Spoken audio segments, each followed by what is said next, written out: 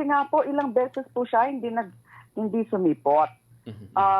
Doon po sa committee level, ay nung una hindi rin po siya simusipot. Then finally, sumipot naman po siya.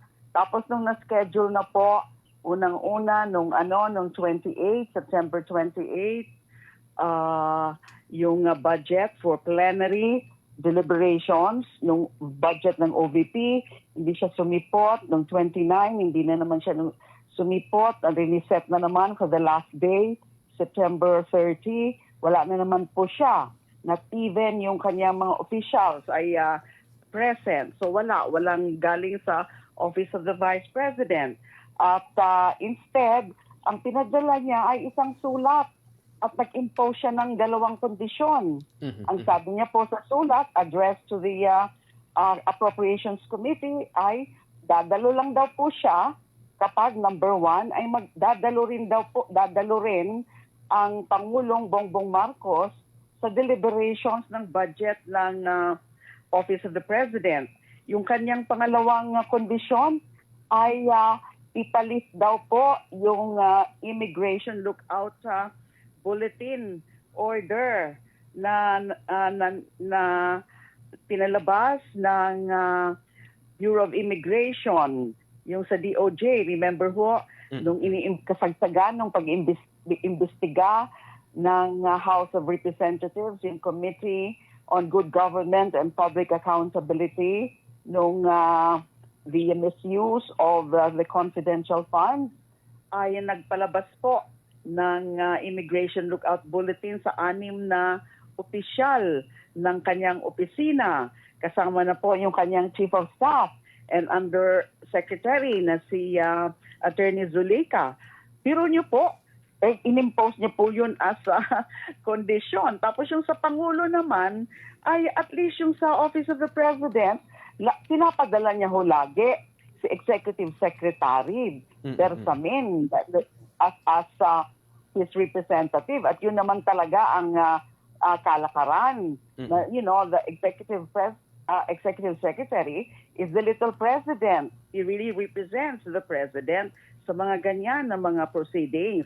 Eto sa OVP, hindi man lang nga siya nagpapadala kasi dapat nagpinadala niya yung kanyang Chief of Staff o yung kanyang Undersecretary. So imposing those conditions are actually insulting. Wala po yan sa karapatan niya. Wala po yan sa kanyang authority, even if she happens to be the Vice President. Para sa amin po, para sa akin po, at pinanigan naman po ako ng mayorya ng mga members of the House of Representatives, ito po ay disrespect, ito po ay insulto sa amin. Kung now, hindi niya kaya pong respetuhin yung kaming mga individual members of the House of Representatives, at least man lang respetuhin niya ang institusyon, ang House of Representatives. Tsaka respetuhin niya yung konstitusyon. Kasi ito pong budget process, nandyan po yan, kilala po yan, kinikilala po yan under the Constitution. Ano na mangyayari kung ganyan ho ang ating mga opisyal na hindi man lang nila ginagalang yung budget process, na that would be subjected to their whims and caprices kung magpapakita sila sa House of Representatives o sa Kongreso sa mga budget deliberations. She had the duty to defend, to appear and defend her budget. Pero actually, mabait pa nga ho yung House of Representatives. At pinapyasan lang.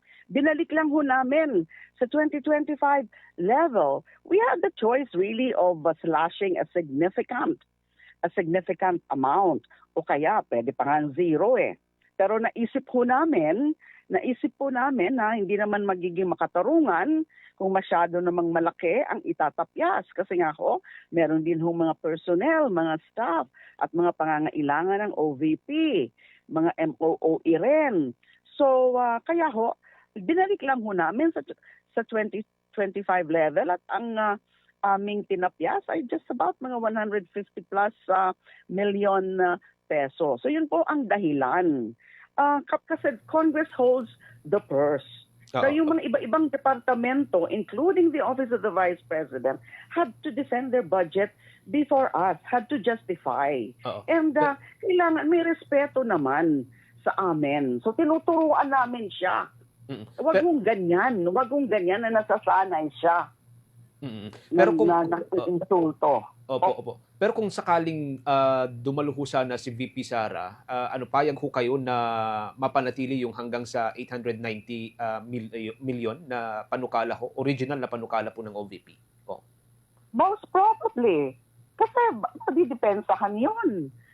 Most probably, of course, so we hindi natin alam kung ano talaga ang magiging ultimate na naging itsura nung budget. Kaya nga may mga ganyan ang mga proceedings para pinag-uusapan po yan. Para kung meron mga tanong, kung meron mga interpellations, lalo na sa plenary, ay nasasagot ng maayos, naiintindihan. At hindi lang po kami ang nandyan. Yung taong bayan, obligasyon din niya yan na i-defend niya ang budget sa taong bayan. So yun po ang aming pananaw kung bakit pinopose ko po yan dahil nga po sa ganyan na yung kanyang duty for accountability and duty to defend the budget at saka lalo na yung kanyang pambabastos at pag-iinsulto sa aming institusyon. Wala po siyang karapatan na bastusin at insultuhin.